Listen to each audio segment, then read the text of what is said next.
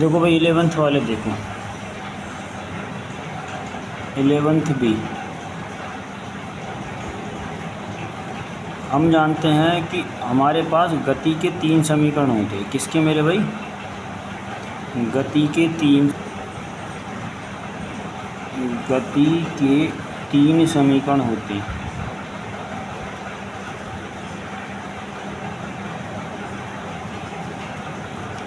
देखो कौन कौन से होती हैं। एक मैं जानता हूँ, एक मेरे पास होता है v बराबर u प्लस का at, ठीक। एक मेरे पास होता है v स्क्वायर बराबर u स्क्वायर प्लस का 2as। एक मेरे पास होता है s बराबर ut plus half at square. लेकिन यदि तुम जानकारी में हो तो ये जान जाओ आज ही अभी कि ये जो तीनों के तीनों समीकरण यूज होती हैं, ये तीनों समीकरण एक समान वेग एक समान त्वरण के लिए होते हैं। किसके लिए? एक समान त्वरण के लिए। दूसरा, ये दूरी जो है ये हमेशा बिल्कुल मतलब दूरी वो अलग होती है, ये दूरी के लिए होती है। किसके लिए? दूरी के लिए। लेकिन यदि कभी ऐसा कहता है ना, बताइए कि हाँ विस्थापन के लिए अलग है। लेकिन मैं यदि कहूँ तुमसे कि त्वरित शुद्ध गति एक समान बिल्कुल त्वरित शुद्ध गति का समीकरण, ऐसा समझ लो शुद्ध गति, शुद्ध गतिक समीकरण। कौन से मेरे भाई?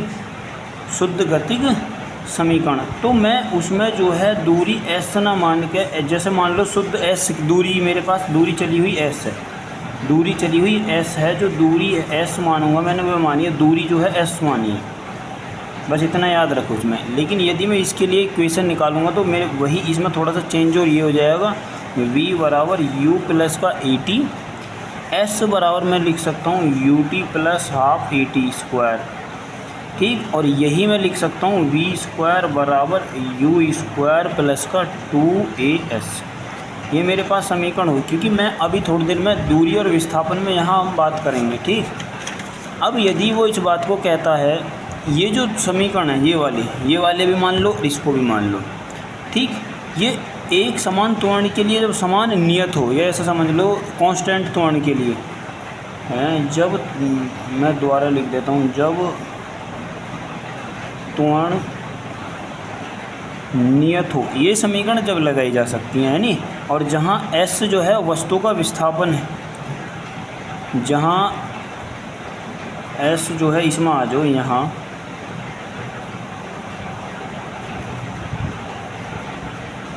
वस्तु का विस्थापन है,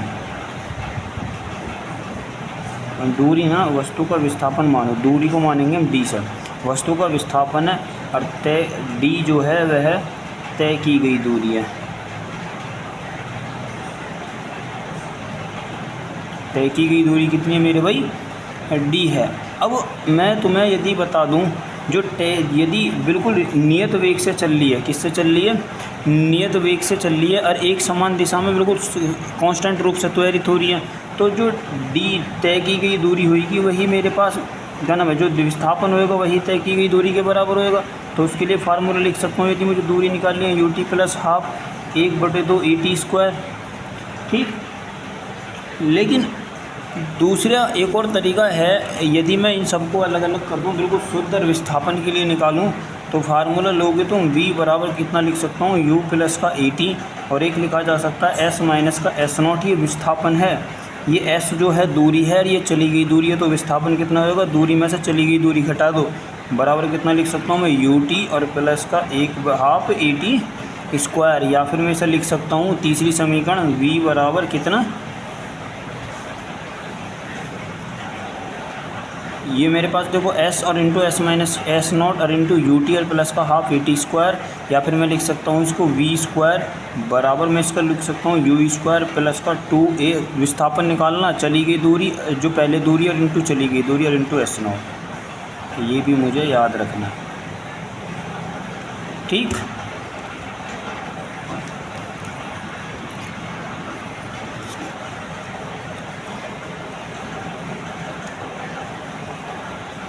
और क्या है इसमें ऐसा, और कोई ऐसे गति के लिए जो फार्मूले तुम यूज करो।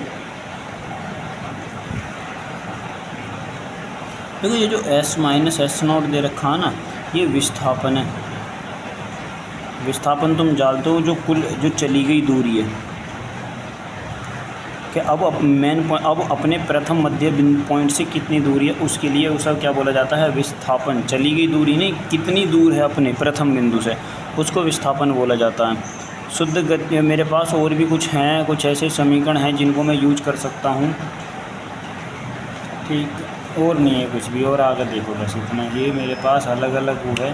देखो बस एक देखो अवरोधन के लिए, अवरोधन के लिए मतलब जब कभी भी गाड़ी वाड़ी में ब्रेक मारे जाऊँ और ब्रेक मारते समय गाड़ी कितनी दूर रुकेगी और या कितना समय लेगी, उसके लिए बस इक्वेशन देखो है। जो ब्रेक लगाने के लिए है कुछ नहीं, अवरोधन के लिए लिख लो बस। मैं यहाँ से ऐसे डाल सकता हूँ इसे अवरोधन, अवरोधन के लिए सूत्र, अवरोधन के लिए सूत्र मान लो फार्मूला एक मेरे पास समीकरण कौन सी होती है, v स्क्वायर बराबर u स्क्वायर प्लस का 2s। ठीक, अब मैंने मान लिया गाड़ी मेरे पास जिस समय, देखो मैंने v स्क्वायर बराबर लिखा, अब गाड़ी रुकेगी तो त्वरण मेरे पास माइनस में जाएगा। भाई गाड़ी रुकने का मतलब स्पीड घटेगी, त्वरण माइनस में जाएगा, तो वेग मेरे पास कितना होगा, माइनस की तरफ को वेग बराबर 0, प्रारंभ में लास्ट में जाकर 0 हो जाएगा। लेकिन अभी तो वेग मेरे पास 0 की तरफ को चल रहा है, तो मैं इसे कितना लिख सकता हूँ, तो v बराबर मैं कितना लिख सकता हूँ इसको 0, त्वरण मेरे पास माइनस में, v बराबर 0, तो मैं यदि यहाँ से v बराबर 0 कर सकता हूँ तो इसको कितना लिख दूँगा, u स्क्वायर, ये मेरे पास 0 होगा और प्लस का 2 गुणा माइनस का a और इंटू एस कर सकता हूँ। अब यही मैं यदि इसके लिए ds निकाल लूँ दूरी के साथ उसमें रेस्पेक्ट में, तो v स्क्वायर और अपॉन का 2a, इस s को मान लो d का मतलब है चली गई दूरी। भाई ये मेरे पास ऐसा मान लो ब्रेकिंग टाइम होगा, ये वो ब्रेकिंग दूरी होगी, मैंने ये ds मान लिया, यहाँ से ये वाला ds मान लिया, तो मैं इसे लिख सकता हूँ u स्क्वायर और अपॉन का कितना हो जाएगा 2a। ये s को मैंने ds के रूप में लिख लिया वैसे। लेकिन अभी मैं कह सकता हूँ, अब मुझे यदि टाइम निकालना तो बताइए टाइम कितना लगा होगा रुकने में, तो मैं टाइम के लिए क्या कर सकता हूँ, जब टाइम बिल्कुल गाड़ी रुक गई तो उस समय मेरे पास फार्मूला वही है, तो मैं लिख सकता हूँ v बराबर u प्लस का 80। उसी समीकरण को उठाओ, टाइम मुझे निकालना, जब गाड़ी रुक जाएगी तो मेरे पास 0 बराबर u और प्लस का माइनस का a और इंटू कितना लिख सकता हूँ t, और टी एस बराबर वही जो टाइम उतनी दूरी में लिया गया रुकने के लिए।